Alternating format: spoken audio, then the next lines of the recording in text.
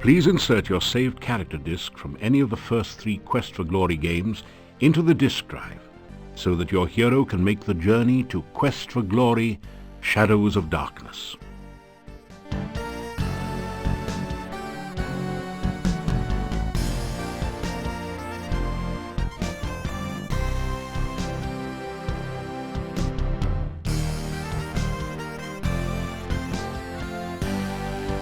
Your character has been successfully imported.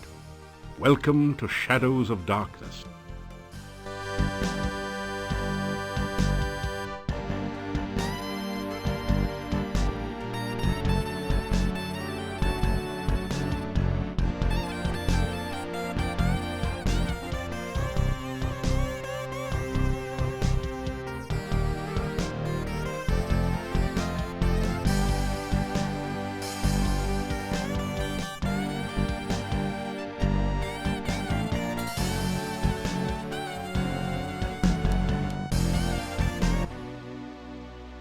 You awaken from nightmares of flying and falling. You find yourself in this strange place, the only illumination, an eerie green glow. You've lost your weapons and the contents of your backpack somewhere during the journey. All you have are the clothes and armor on your back. This leaves you with 4 burning questions. Where are you? How did you get here? Who brought you here? And how in blazes can you get out of here? No, make that 5 burning questions. What city did your luggage end up in this time? You are in a large cave, dimly lit by glowing lichen on the walls. Strange, irregular outcroppings of stone grow from the ground, looking like the skeleton of some enormous beast. Here and there, petrified human bodies seem to grow half in, half out of the floor and walls.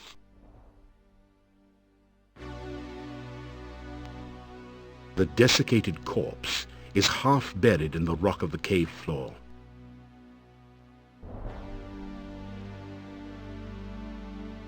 You search the desiccated body. The only still usable item is a dagger, which you pick up. However, lying around the bones are some coins. 5 golden coins, each have a crown stamped onto them, and 13 small copper coins, each stamped 1 kopeck.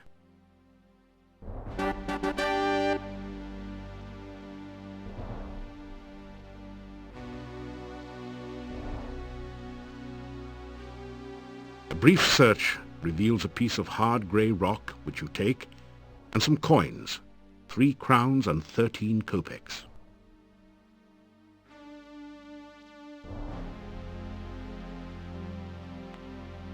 Find 30 assorted copper and gold coins on the body.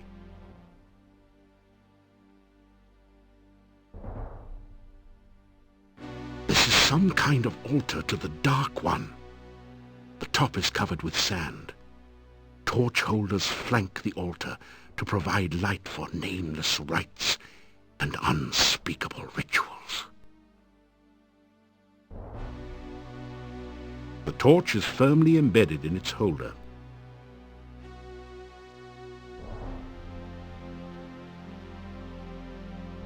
You strike sparks off the flint using your dagger. Torch soon begins to burn, almost as if by magic.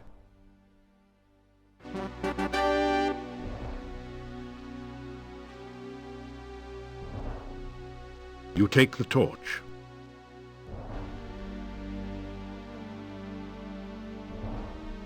You light your torch from the one in the sconce.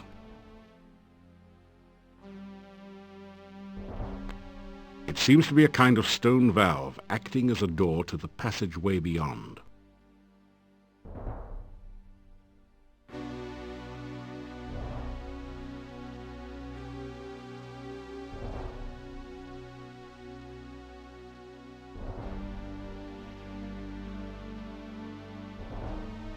You force the sphincter open with your dagger and pass through. You've made it into a large chamber. Stone valves, like the one you just passed through, apparently block 3 other passageways. There is a huge stone altar in the center of the room, and an exit to the south.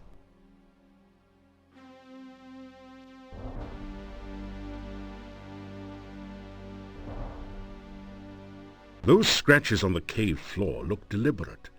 They must be a thief mark.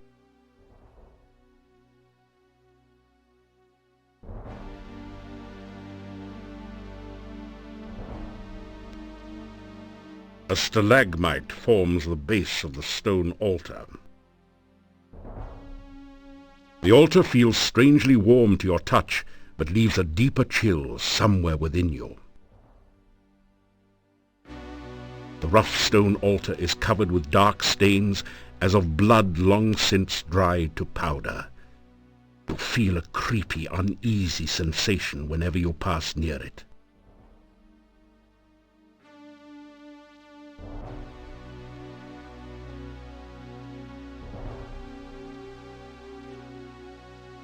You can see the entrance to a large cave at the bottom of the pit. You catch an occasional glimpse of a horrid, multi-tentacled monster just inside the cave. A deep pit fills most of this hallway. A rope bridge spans the narrowest stretch of the chasm. A heavy rope bridge spans the deep chasm.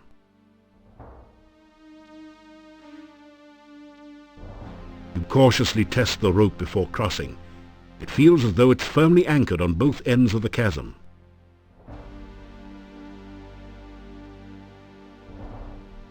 A rope might be useful, but it's firmly attached on both ends. You think about cutting it loose, but then decide that you may have to come back this way again.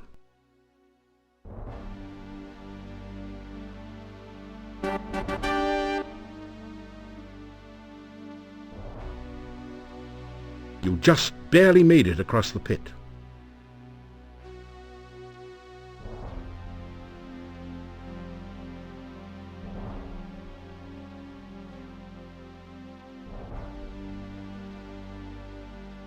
You slip through the mouth of the cave, just in time to avoid being crushed by its closing jaws.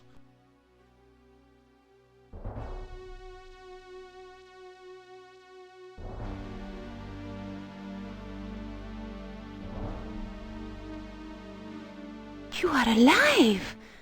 Only one person has ever walked away from there before. Who are you? How did you get here? Oh, there are so many questions I want to ask you, but I have to get home quickly. It is so dangerous out at night in Mordavia. The town is due north of here. Be careful, there are many bad things wandering around. Good luck! Oh, by the way, my name is Katrina. I hope we meet again sometime. Farewell.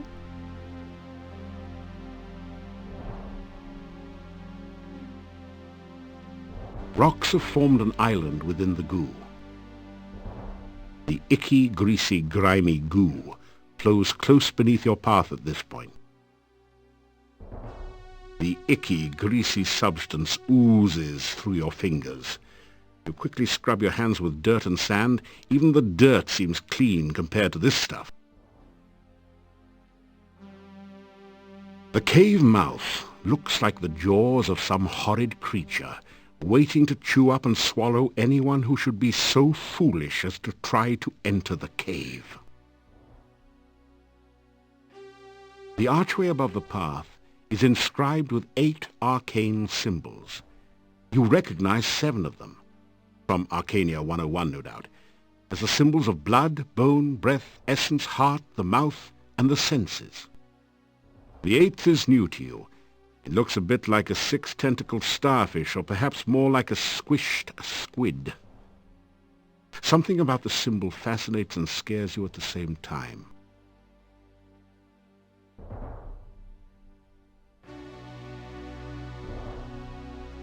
This symbol looks like a mouth with pursed lips. This symbol is a stylized representation of a crossed pair of bones. This is the symbol of blood in the form of a huge carved droplet. The cloud symbol is a traditional representation of breath. And of course, a dark cloud symbol is a representation of bad breath. This strange symbol is the traditional magic representation of the senses. This looks like a throbbing heart. This symbol is really abstract. You may have seen it once before, described in an ancient book as the sign of essence, or one's inner nature. This symbol looks like a six-armed starfish, or perhaps like the tentacles of an octopus. You sense a feeling of strange, chaotic power from it. The six-pointed symbol seems to pulse with energy and comes loose in your hand when you touch it. You have the feeling that you may need this sign, so you carefully store it in your pack.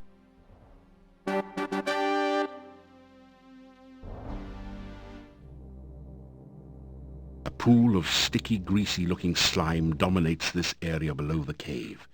A stream of slimy goo oozes down the right side, and goo dripping on the path makes it slimy and treacherous as well.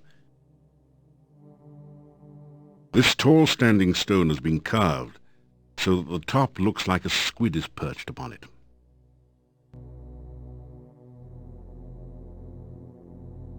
The path is dripping with slimy goo. You're having a hard time maintaining your footing on it.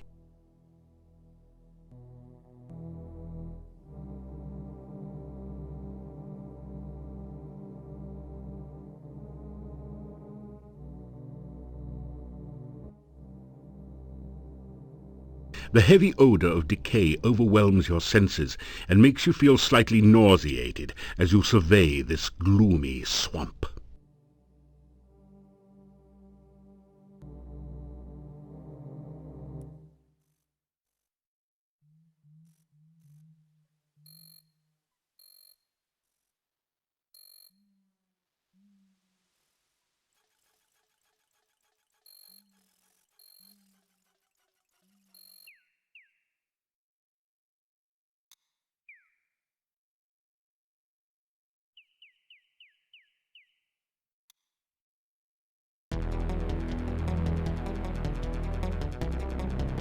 You are near the northwestern corner of the forest. An overgrown road once ran east and west through this area. You can see part of the town wall to the northeast and an ominous castle far to the north.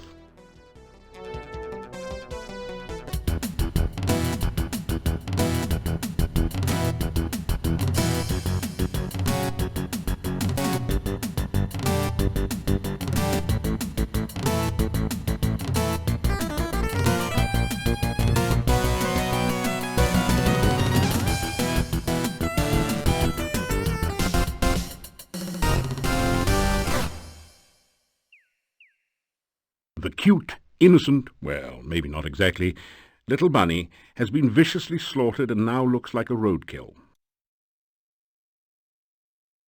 There is absolutely nothing in the little rabbit's fanny pack.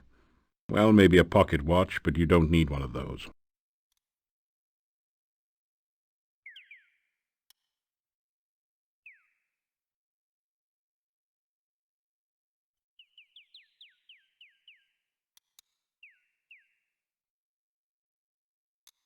The walls of the town rise majestically above you. Tall shocks of corn have been harvested and wait here to be stored for the winter. You take an ear of the corn and put it away in your pack. Some beautiful giant pumpkins are growing in the field. The villagers have erected a scarecrow to keep birds away from the newly harvested corn. You can't take the scarecrow. That would be strawberry. You've never been very good at making pumpkin pie. An old stump by the side of the road makes a convenient resting place for passers-by. You find 5 crowns that someone hid in the hollow stump. They're covered with mold and dirt, and have obviously been long since forgotten.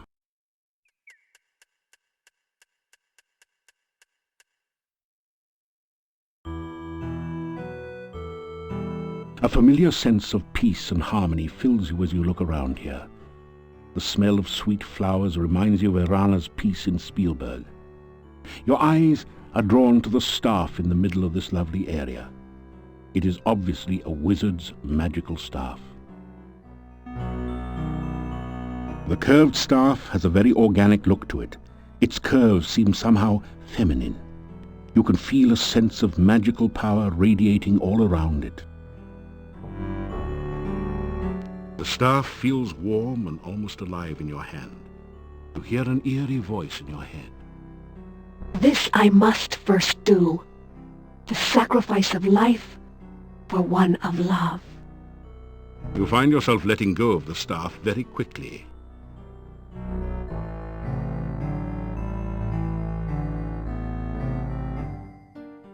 You! How did you get here? Why are you here? Few strangers come to Mordavia. I am the Burgomeister. It is my job to know everyone and everything that goes on here.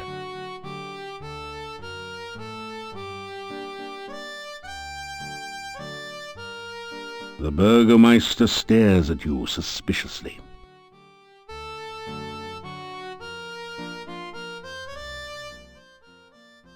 My name is Dmitri Ivanov. I am the Burgomeister of this town.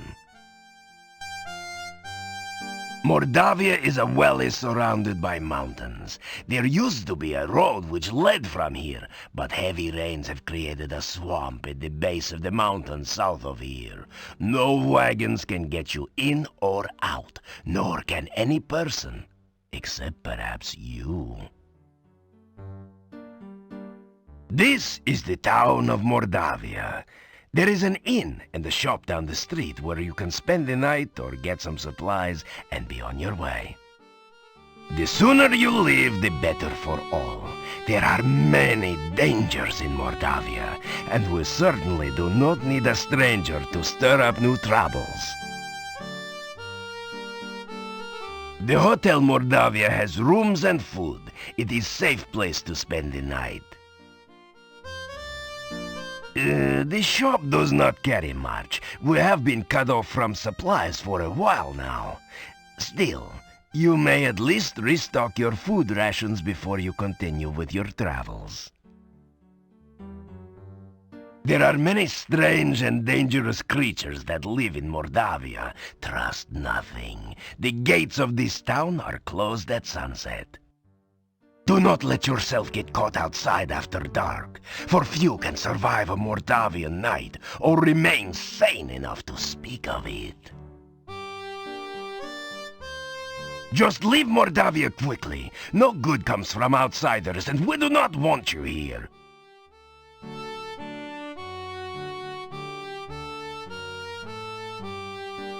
You tell the Burgomeister about how you came here.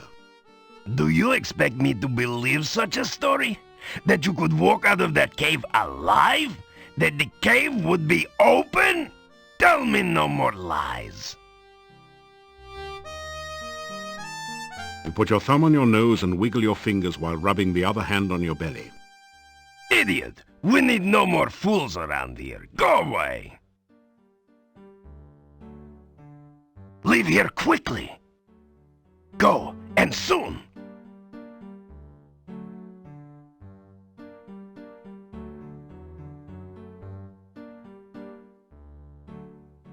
As you enter the northern part of the town, you hear the sound of a chisel chipping away at a stone block.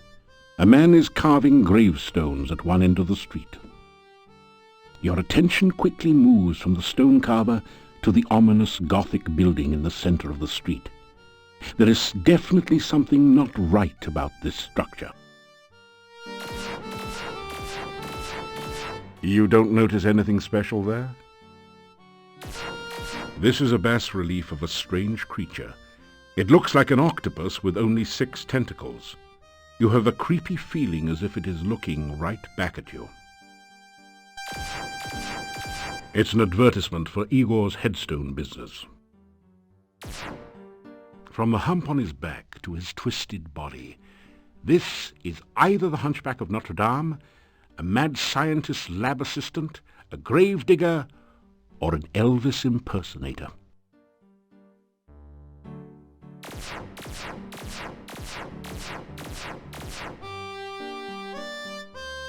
The headstone carver stares at you and then goes back to work.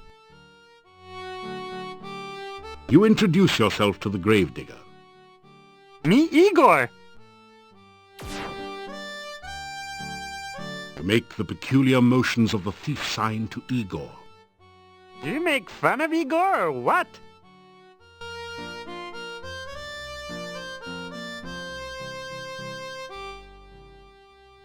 Building was Adventurers Guild. No adventurers, no guild. Town Mordavia, this north part of town. Oh, this day job. Also work graveyard shift. Little graveyard humor there. Igor dig graves in cemetery. Igor put dead person in grave. Igor cover dead person with dirt. Igor put headstone on grave. Oh, plenty job security around here. Business is piling up. Little graveyard humor there. Again.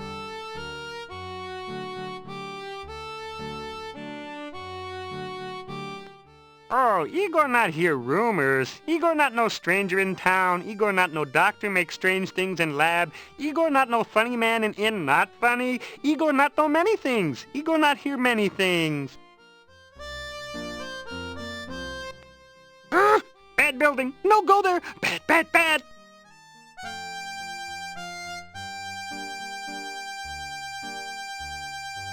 He looks at you and then goes back to work. This weather-beaten boarded-up door once sported a painted sign, but you can no longer read it.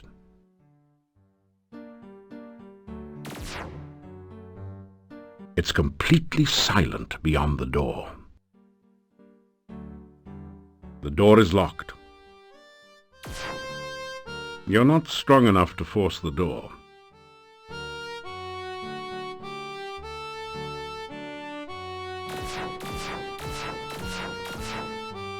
So, you are still around, are you? When are you leaving Mordavia?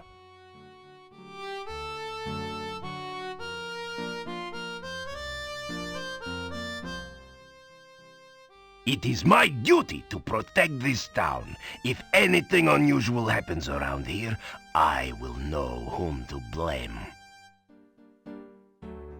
That staff was brought here many years ago. It was placed in the town center as memorial to the magic user Irana. That building was abandoned many years ago. It is dangerous, and by rights it should have been torn down. Stay away from it. What am I, a gossiping old woman, for you to ask such a thing? The biggest news here is you. The Adventurers Guild is in the north part of town, but it's closed and boarded up. There have been no adventurers here since the road was flooded. By the laws of the land, I must give you the key for the asking. Perhaps it will be of some use to you.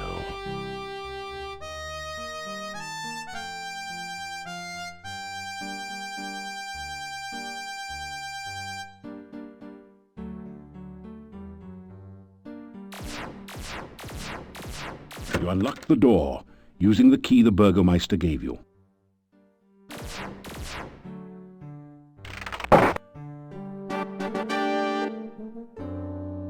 This place appears to have been an Adventurers Guild Hall at one time. Evidently there are no more adventurers left in Mordavia. The hall is badly in need of maintenance. A portrait of an adventurer long gone hangs on the wall here.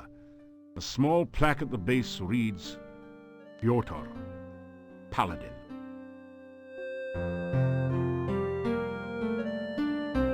The painting shows a proud-looking adventurer standing on an obviously defeated dragon. It might have had more impact if the dragon wasn't just as obviously winking. The plaque says, "Wish you were here in Silmeria, Dunstan."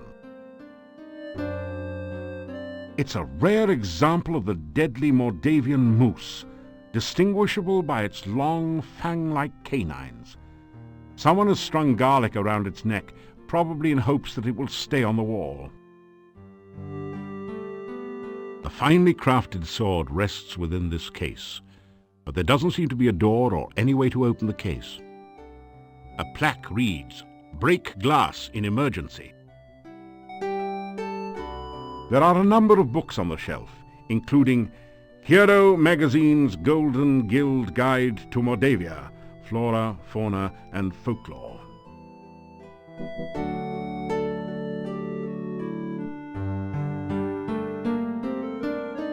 Which book do you want to read?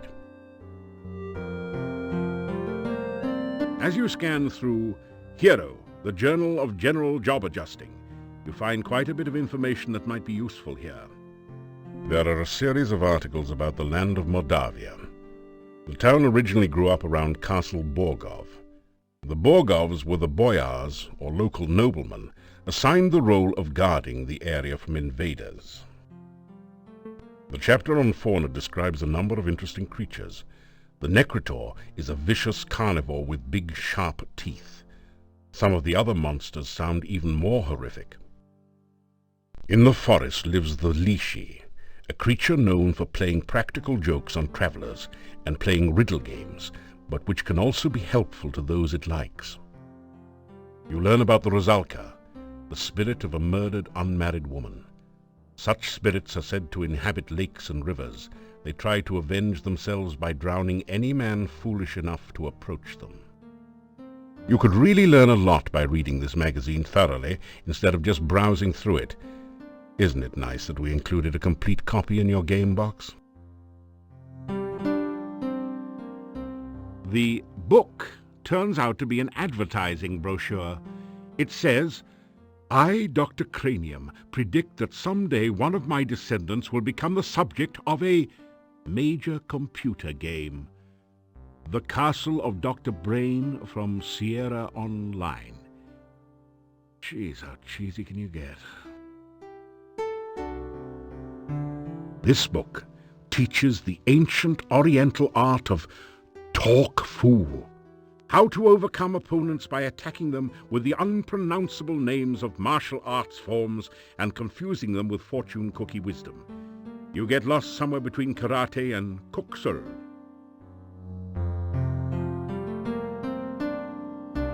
Hey, this isn't a lending library. Nice try. But the bookshelf won't budge. If there's a secret passage around here, it's hidden a different way. There is an empty picture frame above the bookshelf. Either somebody thought the wall itself was a piece of art, or a thief has been at work here. This is a long, sturdy-looking rope with a grapnel hook attached to one end. You pick up the rope and grapnel set and tie it onto your pack.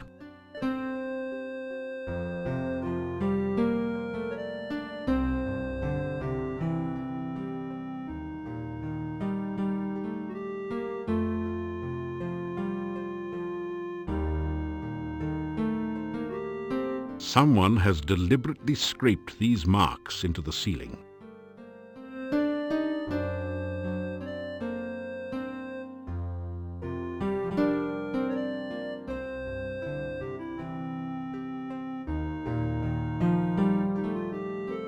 This desk holds the adventurer's logbook, a quill pen, and an inkwell.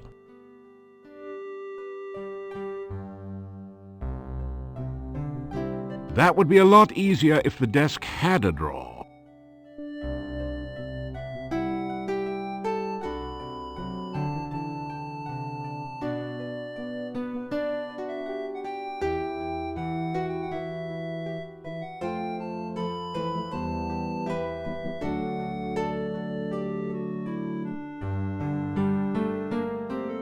You read in the adventurer's log about some of the exploits of past adventurers in Mordavia. Prominent among them is the story of Pyotr and the Dark One's cult. Near the end of the book, Pyotr tells how he led the armies against the Chernovi cult outside the Dark One's cave. The fighters were trained soldiers, but the cult members fought like madmen. Suddenly the cult members changed their forms and became grotesque monsters. Many of the soldiers panicked and ran. The battle was nearly lost. Then Pyotr heard the voice of Irana. "By all my will, I banish you too." The voice was cut off. The cult members screamed and ran. Pyotr entered the cave and searched for some sign of life. All he could find were the grotesque remains of cult members. The only sign of Irana was her magical staff lying on the ground. Pyotr picked it up and left the cave, knowing that Irana was beyond his help. Pyotr then tells how he brought the staff back to town and placed it in the town square. A garden of flowers instantly sprang up around it. Near the end of the book, Pyotr tells that he was going to seek out the rituals of the Dark One and destroy them. There are no later entries. You don't have any rations. You better get some food soon. You sign your name into the adventurer's logbook with a flourish. It's almost become a habit by now.